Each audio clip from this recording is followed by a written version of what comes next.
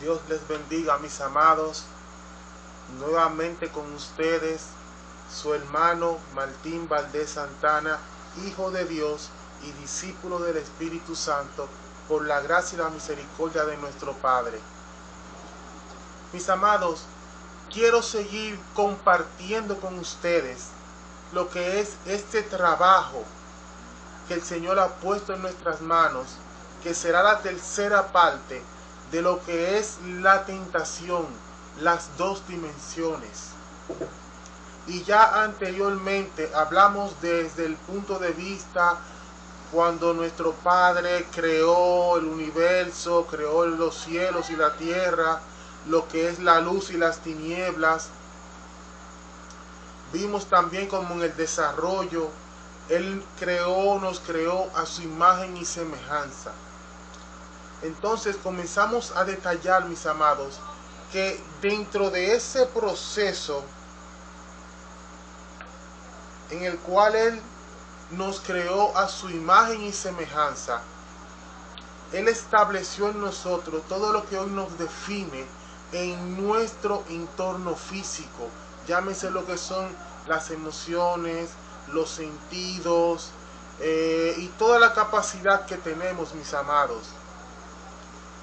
Vimos que cuando entonces él nos puso en esta tierra y formó el muñeco que nos representa a nosotros y sopló su aliento de vida, todo ese conglomerado de ese diseño de imagen y semejanza tomó forma en nosotros y activó lo que es el pináculo de nuestra vida, mis amados, lo que somos hoy, lo que podemos ver, expresar, sentir, decir y todo lo demás. Él nos creó con la capacidad de que también pudiéramos ser tentados, aunque algunas personas dicen que esto no viene de Él, pero me propongo al desarrollar todo esto, no culparlo a Él, sino glorificarlo por todo lo que Él ha hecho en nuestras vidas. Vemos como de dónde viene lo que es el fundamento de lo que es la tentación. Porque una cosa es que Él me haya creado con la capacidad y que haya un ente que sea el que proporcione a través de las tinieblas por el pecado ese empalme en nosotros. Y hablamos de lo que es el sistema del mundo, que se compone de tres fundamentos, que son los deseos de la carne, los deseos de los ojos y la vanagloria de la vida. Y estos a su vez los dividimos, esos tres fundamentos, en 10 potestades que son a través de las cuales se manifiesta lo que es el pecado en la carne, que son ira, gula, pereza, soberbia, avaricia, lujuria, envidia, ignorancia, incredulidad y miedo. En base a estas 10 potestades es que se maneja el pecado en nuestras vidas. Pero una cosa es el pecado y otra es la manifestación de la tentación. Y esta se manifiesta en nosotros a través de las 4 necesidades básicas que nuestro Padre estableció en nuestro cuerpo para que fuesen el pináculo de nuestra vida, que son alimentación, descanso, compenetración, que es lo que llamamos sexo, y la búsqueda del conocimiento.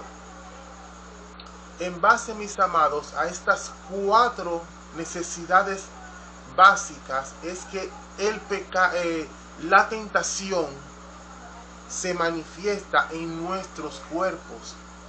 Y ya con esa pequeña introducción quiero que entremos de lleno, mis amados, a lo que es el proceso de la tentación. Y como yo dije anteriormente, esto que le estoy mostrando es solo una pequeña pincelada de algo que de otro trabajo que es mayor, porque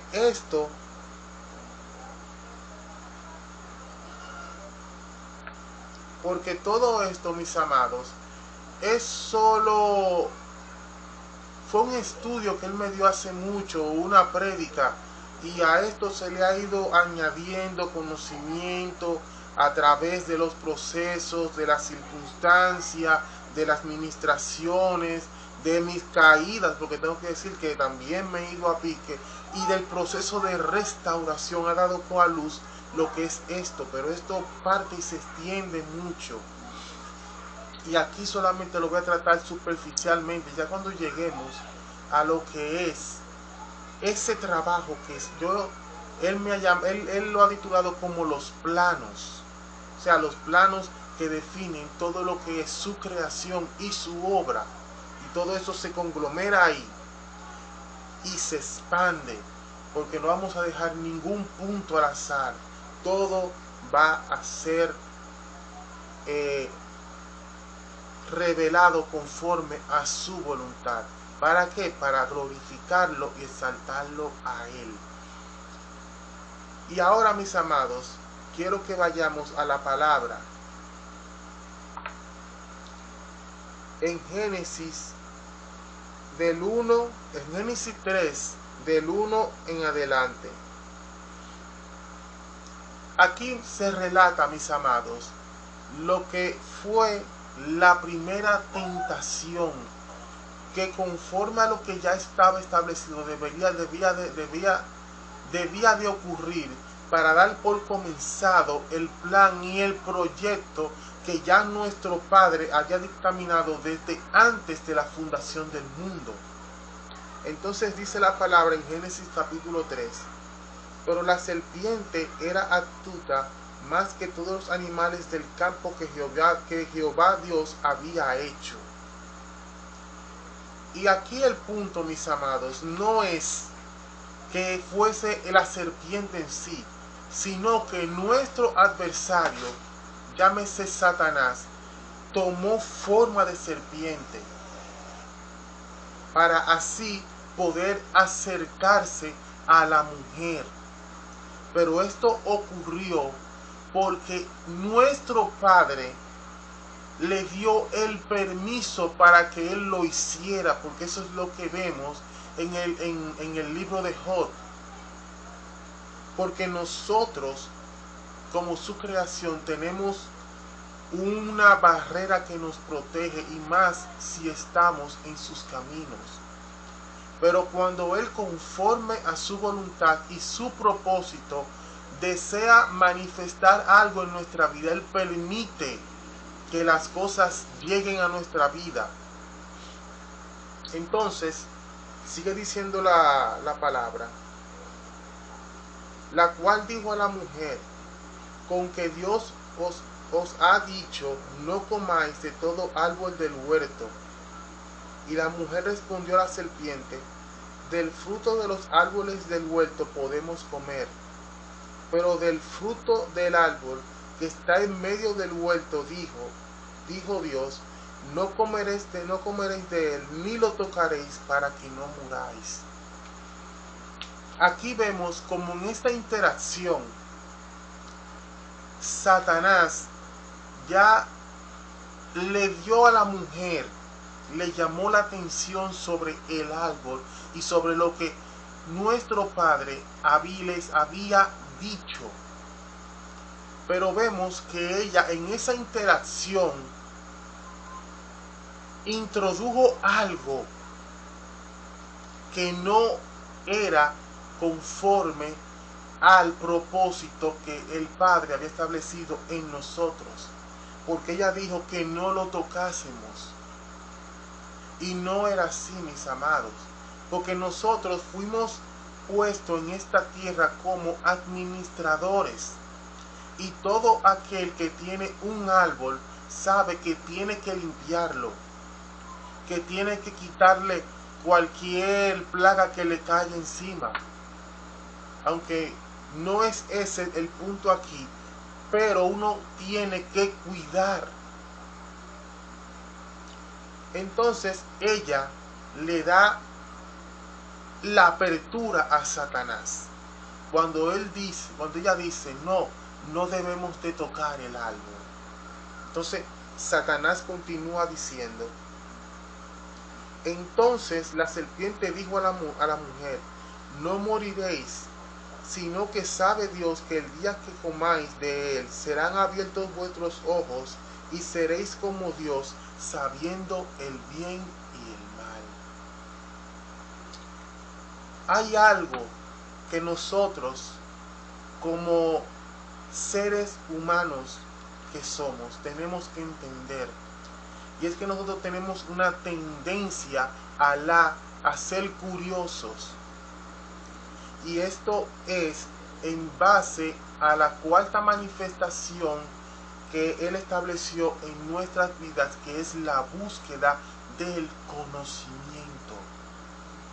Porque en el mismo instante que Él le dijo a ella que conoceríamos el bien y el mal, llamó su atención, porque ella no se inclinó por hacerse llamar como lo hizo el ser semejante a Dios, porque ya nosotros en nuestra composición somos semejanza de Él. Ahora, yo también entiendo que el hombre en ese proceso sí sabía quién era Dios, porque a pesar de que fue creado en inocencia, él tenía una identidad propia y una definición. Y lo vemos cuando nuestro Padre forma del cuerpo del hombre, forma la mujer, e inmediatamente el hombre reconoce esa identidad en la mujer, y él sabe que es parte de sí mismo, y en su unidad habría una procreación. Pero ya esto tiene que ver con el código existencial de la imagen y semejanza que Él puso en nosotros. Pero el enemigo le llamó la atención a algo que no conocía, que era el bien y el mal. Y esa fue la inclinación a la curiosidad por conocer, por saber, que no es malo, es un punto de lo que nos define en nuestra naturaleza, en nuestro paso sobre esta tierra. Aunque hoy en día en la arrogancia el hombre no ha querido ser semejante a Dios, pero sí ha querido desplazarlo y plantearse a sí mismo como dueño de sí mismo. Porque la rotura viene por el acondicionamiento de las tinieblas que nos desasocian de nuestra realidad eterna. Y ahí es que está el punto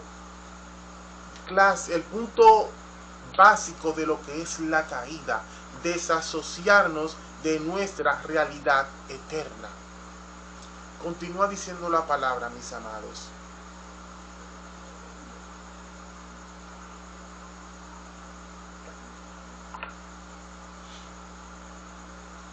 Y vio la mujer que el árbol era bueno para comer. Siempre comienza por una necesidad básica. Y que era agradable a los ojos, y árbol codiciable para alcanzar sabiduría. Y tomó de su fruto y comió, y dio también a su marido, el cual comió así como ella. Y aquí, mis amados, yo quiero traer un poquito de luz. Cuando toque el tema de lo que son los planos, vamos a definir lo que es el hombre y la mujer. Sabemos que el hombre fue creado primero y fue colocado como cabeza de la creación, y la mujer fue formada por consecuencia del hombre para que fuese su compañera, para que formaran un binomio y pudieran reproducirse. Claro está que ya antes en el diseño ya han sido creados los dos. Pero mis amados, hay algo que a mí me llamó la atención. ¿Por qué cuando la mujer comió del fruto,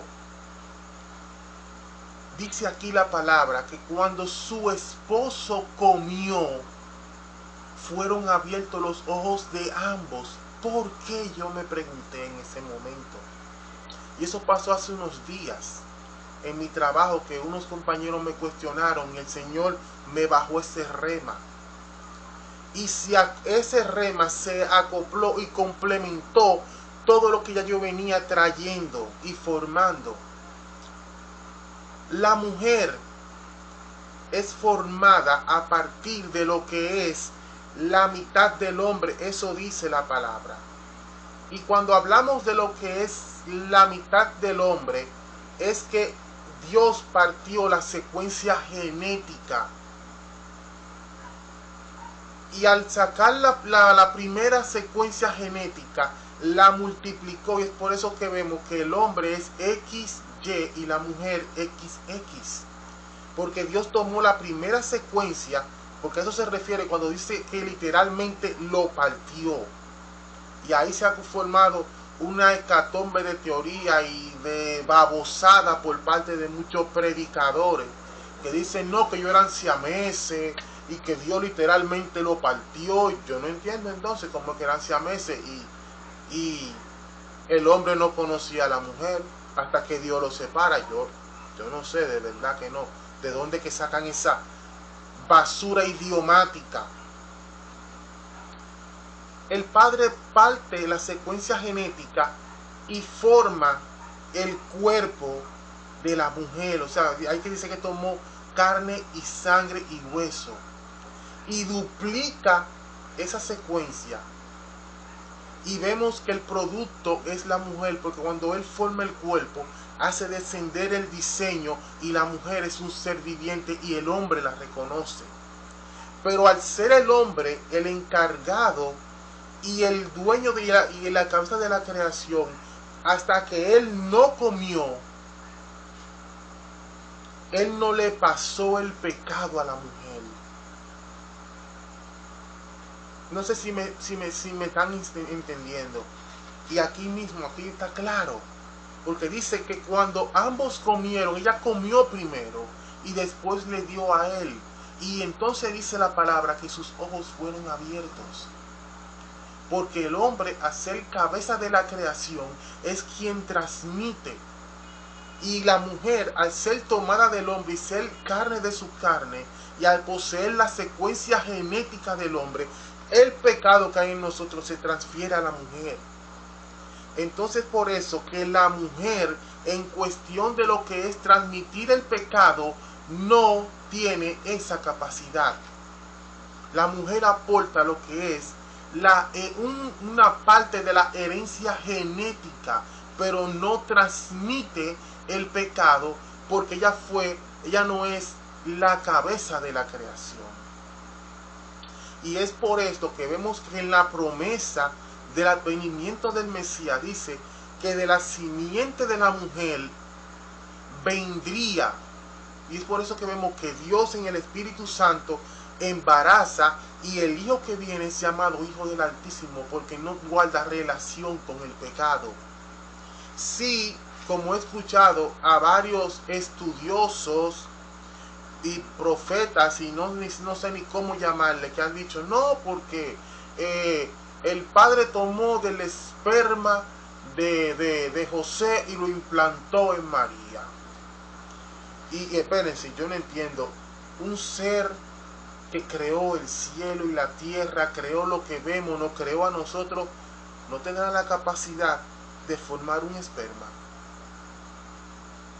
Digo yo, no sé, lo que era mía, ustedes me entienden. Pero yo creo que lo menos que él puede hacer es formar un esperma y embarazar a una mujer, si así es lo que lo quiere. Porque si él puede agarrar ahora mismo y tomar una piedra y formar un hombre y poner su espíritu, él lo hace. Pero nuestra arrogancia motora y nuestra basura idiomática egocéntrica no permite ver la realidad, mis amados. Y con esto en mente quiero que continuemos.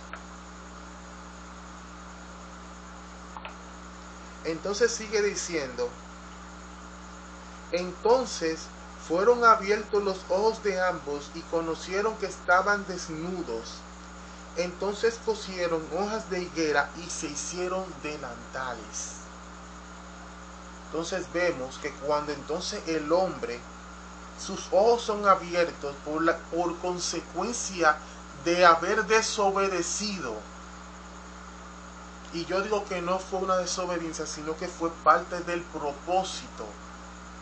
Pero como ya nuestro Padre había dado una sentencia, eso tiene que cumplirse. Porque es lo que dice hoy, el alma que pecare morirá. Pero ese pecado ya es una consecuencia de una decisión que nosotros tomamos. No es que nuestro Padre quiere que nosotros pequemos.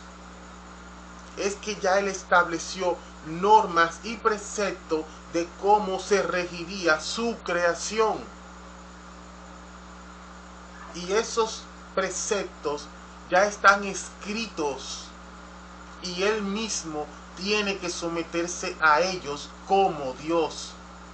Porque si Él rompe esos preceptos, su misma creación tiene el derecho de acusarlo a Él. Es por eso que Satanás es un agente en sus manos. Satanás no hace lo que le dé su gana. Ahora, en la persona que decide vivir como le parece, él tiene un derecho legal por medio de las tinieblas. Pero como nuestro hermano mayor vino y conquistó en la cruz y removió la fuerza del pecado, él tomó ese derecho legal y le agregó la cláusula que dice: si se arrepintieren y reconocieren su maldad, tendrán acceso a la presencia del Padre. Entonces, mis amados, después de esto, el Padre lo expulsa del huerto al hombre y el hombre comienza lo que es su desarrollo. Y vemos, mis amados, cómo viene la descendencia de Caín, la descendencia de Set, los hijos de Dios. Se destapa la cuestión de los Nefilim y todo eso, que todo eso lo vamos a explicar a detalle. Y sigue desarrollándose la torre, el diluvio, la torre, como él entonces puebla la tierra hasta que levanta a Abraham, y de Abraham conocemos, y de ahí saltamos y ya conocemos la historia. Pero yo quiero entrar en la base de un personaje que para mí ha sido un modelo, por así decirlo.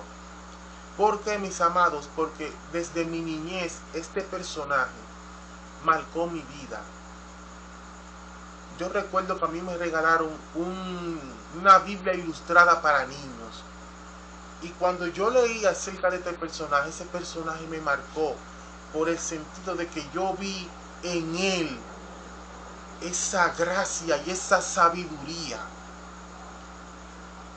Pero cuando el Señor me trajo a su camino, porque en eso solamente plantean cositas, las cositas buenas.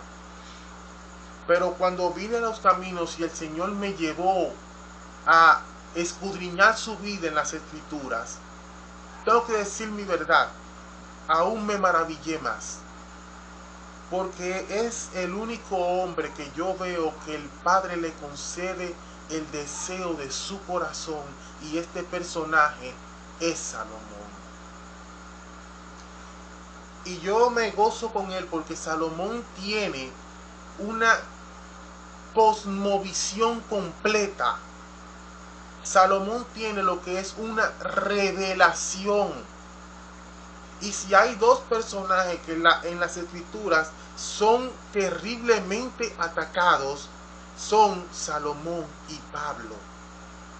y ambos llevan en sí una relación, porque a Salomón se le dio el entendimiento y la visión para ver desde la tierra el trono de la gracia, mientras que Pablo tuvo la revelación de ver el trono, de ver desde el cielo, ver la tierra. Entonces, mis amados, ambas visiones se compenetran. Y eso también está en lo que son los planos. Esas dos visiones que dicen, por ahí andan diciendo un reguero de tonterías, yo no sé de dónde que se la sacan. Y yo reconozco que sí, que Salomón hizo mucho lío, pero tenemos que ver el plan y el proyecto que el Padre quería plasmar a través de él. Entonces, mis amados, yo quiero darle lo que es el discurso inicial para comenzar a desglosar lo que son las dos dimensiones, porque ya hablamos de la tentación y el producto. Ahora nos toca entrar en lo que es el desarrollo de las dos dimensiones, que es como él lo llamó aquí, el tiempo debajo del sol y el tiempo debajo del cielo, que se transpone en lo que es el tiempo cronos y el tiempo kairos. Dice la palabra del Señor, mis amados, en Eclesiastés capítulo 1, versículo 12 al 18, dice la palabra: yo, el predicador, fui rey sobre Israel, y di mi corazón a inquirir y a buscar con sabiduría todo lo que se hace debajo del cielo. O sea, todo lo que se plasma debajo de la dimensión del trono de la gracia. Sigue diciendo: este penoso trabajo dio Dios a los hijos de los hombres para que se ocupen en él. Desde el punto de vista, mis amados, de Salomón, tenemos que entender que él también más adelante dice que Dios puso eternidad en el corazón del hombre, sin que el hombre llegue a comprender lo que la obra que ha hecho nuestro creador desde el principio hasta el fin. Entonces, mediante lo que es la búsqueda del conocimiento, nosotros tenemos que desarrollar, que es lo que estamos haciendo ahora.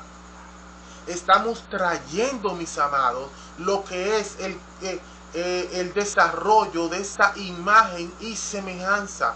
Pero Salomón dice que es un trabajo penoso, porque esto, a la medida que también no produce gozo, también nos consume.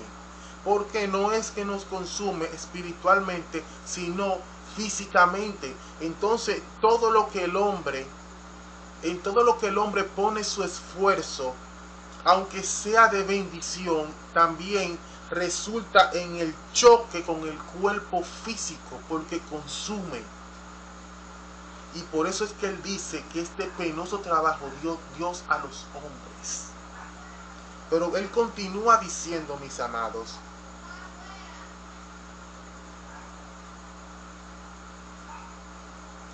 miré todas las obras que se hacen debajo del sol. Ven cómo hace la transición. Primero el cielo, luego el sol.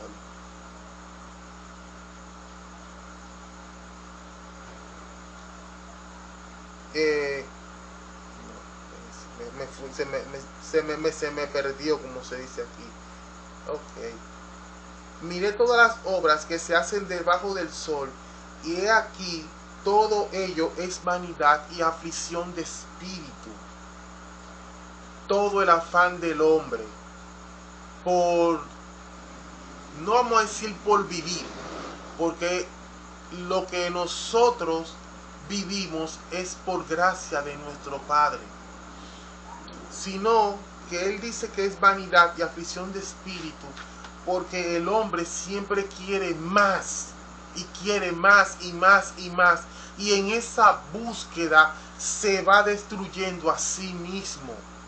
Y eso es en el tiempo debajo del sol, es decir, fuera de la cobertura de nuestro Padre, porque cuando estamos en él bajo lo que es el cielo, el tiempo kairos, vivimos la misma vida, pero no la vivimos con ese afán que el mundo en su desvarío la vive. Por lo menos una parte de nosotros, porque hay otro que lamentablemente eso es un problema. Pero ya sabrá Dios lo que hará, porque Él al final conoce todas las cosas. Entonces Él sigue diciendo, lo torcido no se puede enderezar y lo incompleto no puede contarse. ¿A qué se refiere esto, mis amados? Que lamentablemente el hombre por fuerza propia no puede arreglarse a sí mismo. El hombre trata, el hombre busca, pero el hombre nunca se sacía. El hombre se planifica un proyecto, lo cumple y no se siente, después que está hecho, no se siente grato con eso y necesita más y más y más. Pero esto es por la influencia de las tinieblas, mis amados. Porque yo, después que el Padre me ha traído a su camino, yo he aprendido a ser agradecido de todas las cosas, aún estando en escasez, en proceso, en enfermedad, en todo tiempo he aprendido a estar agradecido con Él, porque por lo menos me ha permitido verlo y vivirlo. Porque hay muchas personas que hoy quisieran tener la oportunidad de tener por lo menos 3 minutos de vida. Y nosotros somos bienaventurados, mis amados, de que por lo menos, aunque sea con pruebas y con tribulaciones, pero todavía seguimos en esta tierra conforme a la misericordia de nuestro Padre. Sigue diciendo, hablé yo en mi corazón diciendo, he aquí yo me he engrandecido y he crecido en sabiduría sobre todos los que fueron antes de mí en Jerusalén. Él no se está dando vanagloria, no, Él se está presentando. Y mi corazón ha percibido mucha sabiduría y ciencia. Y dediqué mi corazón a conocer la sabiduría y también a entender las locuras y los desvaríos. Conocí que aún esto era aflicción de espíritu, porque en las muchas sabiduría hay mucha molestia, y quien añade ciencia añade dolor. Eso está en Eclesiastés capítulo 1, versículo 12 al 18. Cuando él habla acerca de que la sabiduría le es fatigosa, es, mis amados, porque él se centró en aprender, en ver, en hacer, y él se dio cuenta que todo eso no llenaba el vacío que él tenía. Porque en la medida que el hombre va acoplando conocimiento y sabiduría y muchas cosas, uno se va degradando. Y es por eso, mis amados, que hoy vemos tantas y tantas personas, aún estando en este camino, que exhiben ese conocimiento como algo maravilloso. Pero si uno se pone a analizarlo y a escucharlo, uno se da cuenta que ese mismo conocimiento lo desvincula por completo de la realidad eterna del Espíritu Santo. Y no estoy diciendo, mis amados, que el uno estudiar, prepararse, sea malo. No, mis amados, no es malo.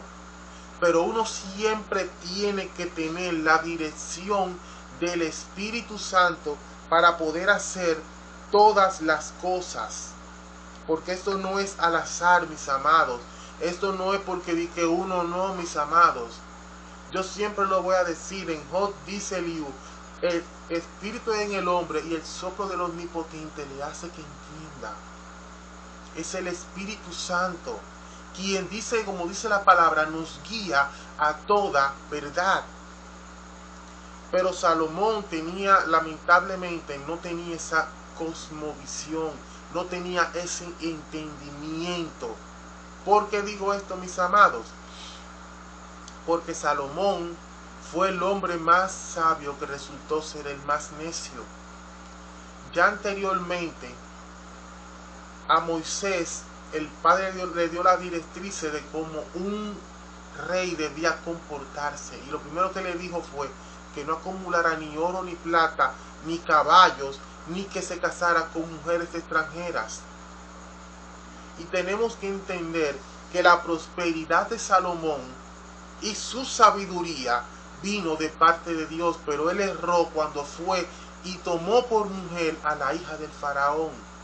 En ese mismo instante ya él rompió el vínculo, porque él le dejó dicho a Moisés que las mujeres extranjeras desviarían su corazón.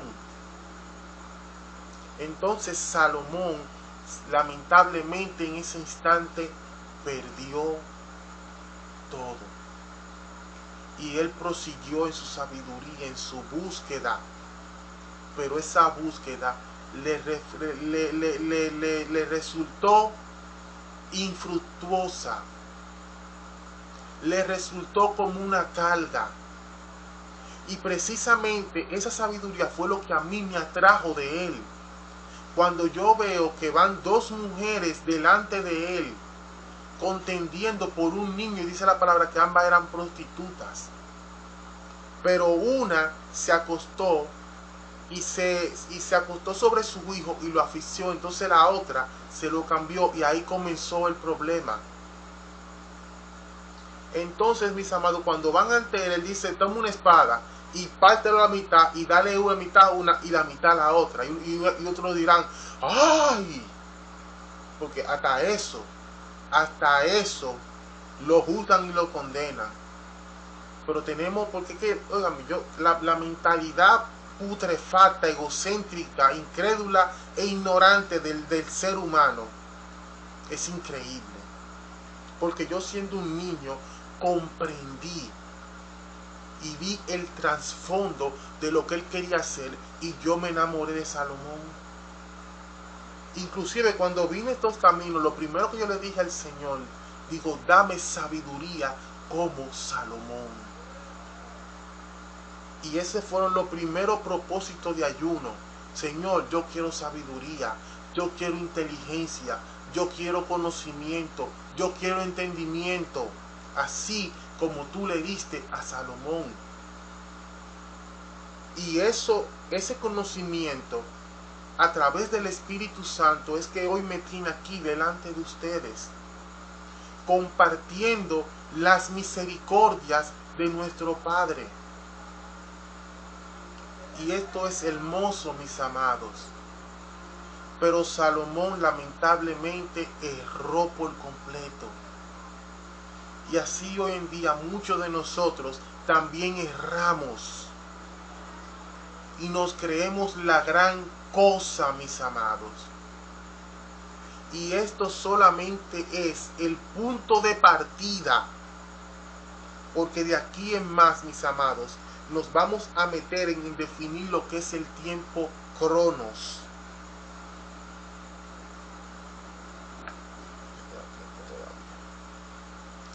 Entonces sigue diciendo en Eclesiastés capítulo 2 del 11 al 17, aquí vamos a definir, mis amados, lo que es el tiempo cronos, el tiempo debajo del sol.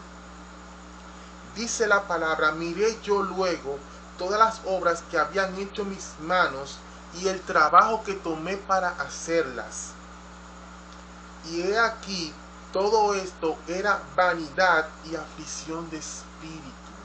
Y es lo que mismo dije anteriormente. El hombre se afana por tener, por hacer, por esto. Y al final de cuentas, eso no llena el vacío. Podemos verlo en tanto testimonio de esas personas del medio artístico que lo han tenido todo y tenían esa depresión que prácticamente lo tenía al borde del suicidio.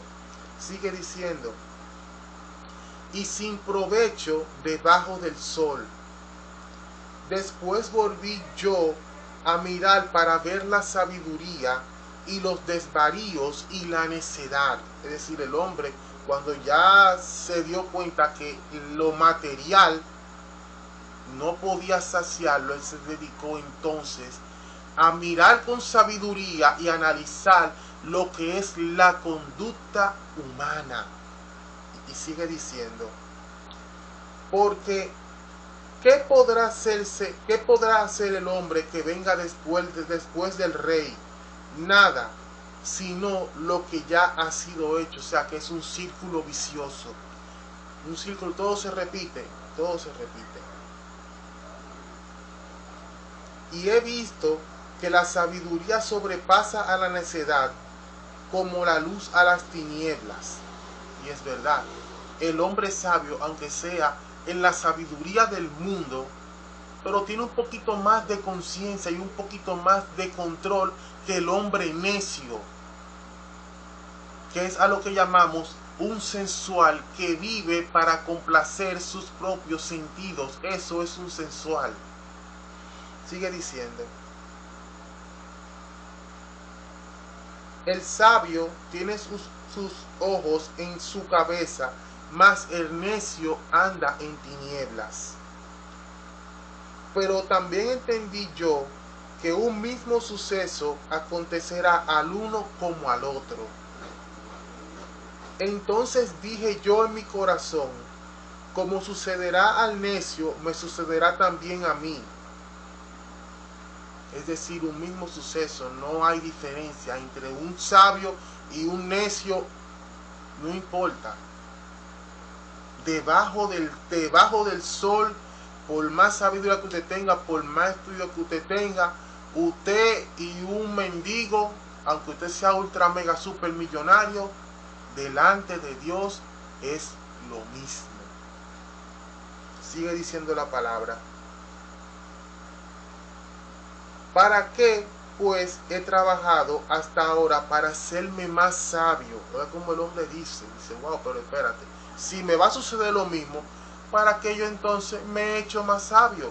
Y eso es lo que pasa hoy cuando vemos, mis amados, este auge de la tecnología y de que los científicos que buscando extender el periodo de la vida, que han pensado en clonación humana, han pensado en estudiar el genoma humano para alargar la vida, y hasta hay gente que dice que se han hecho hasta modificaciones, ahora se quieren convertir en máquinas. Y ni se hable de la supuesta criogenia que anda por ahí, que la gente se mete ahí, que están enfermos, y toda esa basura existe. Uno dirá, no, que todo eso existe. Se han intentado hacer clonaciones humanas y el feto nace muerto, porque lamentablemente o no lamentablemente, uno tiene que entender que el Espíritu de Dios, después de que el Espíritu salió de un cuerpo, el Espíritu no puede clonarse. El Espíritu, como dice aquí la palabra, el Espíritu vuelve al Dios que lo dio, y el cuerpo vuelve al polvo del cual fue formado. No existe clonación. Inclusive en lo que han hecho con los animales, vemos que los animales nacen, pero ya en un proceso de 2 o 3 años se mueren, nacen enfermos. O sea, lo que se llama lo que es clonación no existe ni en este tiempo ni dentro de 100 años. Continúa diciendo la palabra.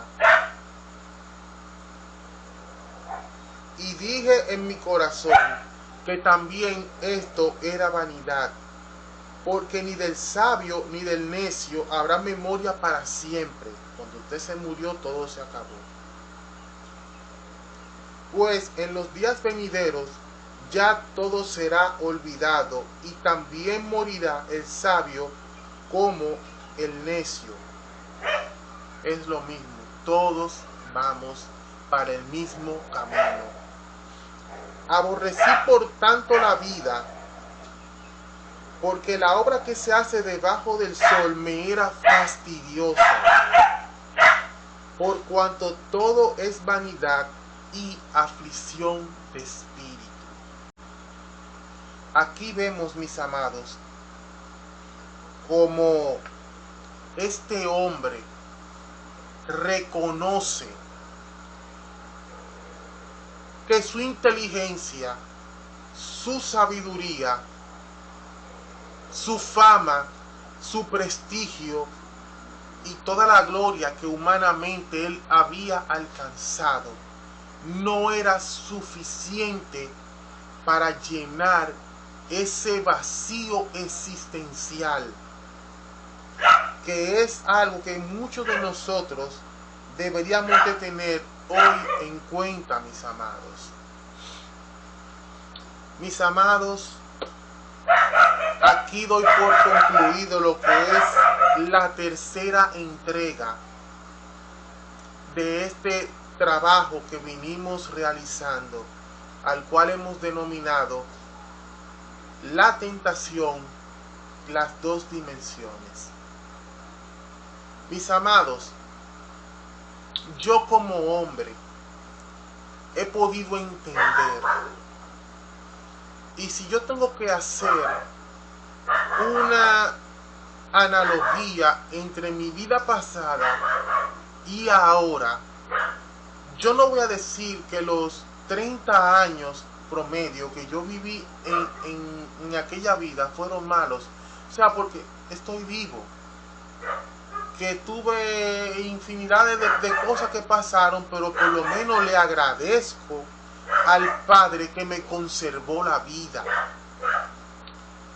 Pero si yo tengo que hacer ese recuento entre el tiempo que yo tengo por su misericordia en estos caminos, es un cambio que ustedes no se imaginan.